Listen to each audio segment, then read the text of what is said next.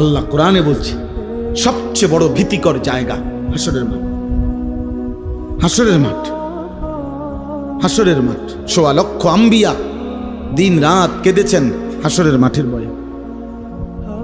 লক্ষ লক্ষ সাহাবায়ে কেরাম কেঁদেছেন রাত দিন হাসরের মাঠের ভয়ে। সারা পৃথিবীর সমস্ত আউলিয়ায়ে কেরাম দিনে রাতে চোখের পানি ফেলে কাঁদছেন। কি কারণে? যে নামাজ ফিরে ভুল করছে এই কারণে কান্দে, নাকি রোজা রেখে অপরাধ করছে এই জন্য কাঁদছে? হাসরের মাঠের ভয়ে কাঁদছে। নাহলে কান্দে কেন ওনারা? উনি তো নামাজ পড়ছেই, উনি কান্দবো কিত্ত তাহলে? উনি তো রোজা রাখছেই, উনি কান্দে কা? উনি তো দান সৎকা করছেই। কথা বোঝেন নাই আমার? উনি কান্দে কেন? কাঁদে হাসরের মাঠের ভয়ে।